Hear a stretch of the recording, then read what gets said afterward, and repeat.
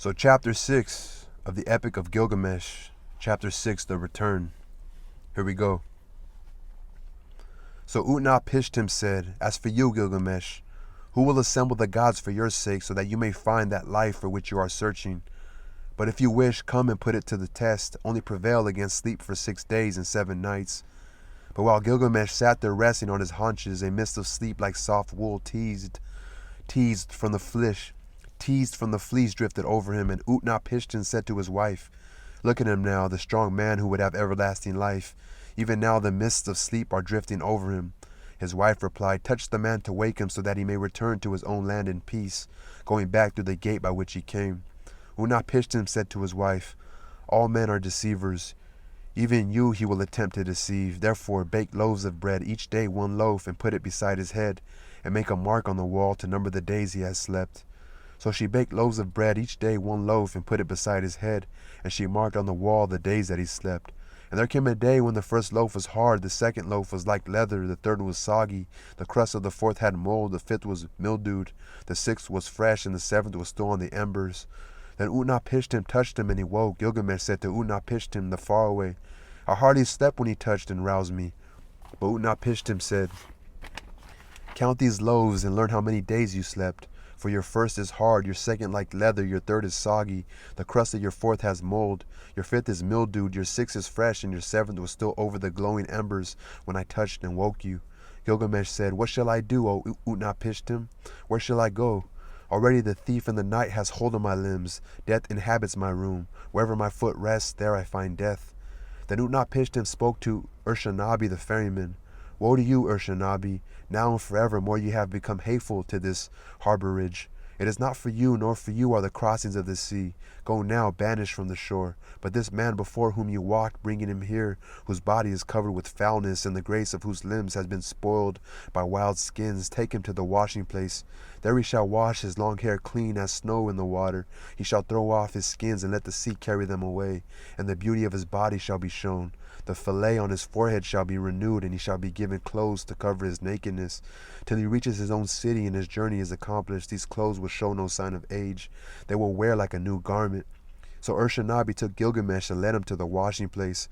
He washed his long hair as clean as snow in the water. He threw off his skins, which the sea carried away, and showed the beauty of his body. He renewed the fillet on his forehead, and to cover his nakedness gave him clothes which would show no sign of age, but would wear like a new garment till he reached his own city, and his journey was accomplished. Then Gilgamesh and Urshanabi launched the boat on to the water and boarded it, and they made ready to sail away. But the wife of Utnapishtim the faraway said to him, "Gilgamesh came here wearied out, he is worn out. What will you give him to carry him back to his own country?" So Utnapishtim spoke, and Gilgamesh took a pole and brought the boat into the bank. "Gilgamesh, you came here a man wearied out, you have worn yourself out. What shall I give you to carry you back to your own country?" "Gilgamesh, I shall reveal a secret thing. It is a mystery of the gods that I am telling you. There was a plant that grows under the water. It has a prickle like a thorn, like a rose. It will wound your hands, but if you succeed in taking it, then your hands will hold that which restores his lost youth to a man."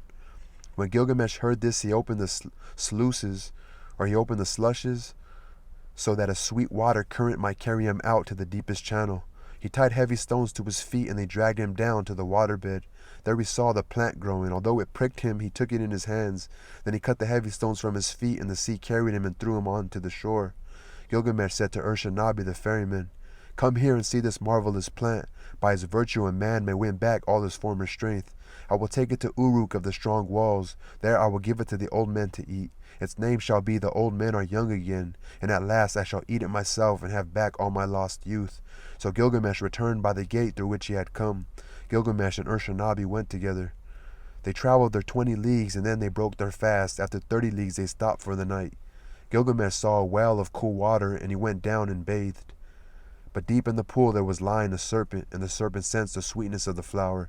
It rose out of the water and snatched it away, and immediately it sloughed its skin and returned to the well. Then Gilgamesh sat down and wept. The tears ran down his face, and he took the hand of Urshanabi. "O Urshanabi, was it for this that I toiled with my hands? It is for this that I have wrung out my heart's blood. For myself I have gained nothing. Not I, but the beast of the earth has joy of it now. Already the stream has carried it 20 leagues back to the channels where I found it. I found a sign, and now I have lost it. Let us leave the boat on the bank and go. After 20 leagues they broke their fast. After 30 leagues they stopped for the night. In 3 days they had walked as much as a journey of a month in 15 days. When the journey was accomplished, they arrived at Uruk, the strong-walled city. Gilgamesh spoke to him, to Urshanabi the ferryman. Urshanabi, climb up onto the wall of Uruk, inspect its foundation, terrace, and examine well the brickwork. See if it is not of burnt bricks. And did not the 7 wise men lay these foundations? 1/3 of the whole is city, 1/3 is garden, and 1/3 is field, with the precinct of the goddess Ishtar. These parts in the precinct are all Uruk. This too was the work of Gilgamesh, the king who knew the countries of the world. He was wise, he saw mysteries and knew secret things.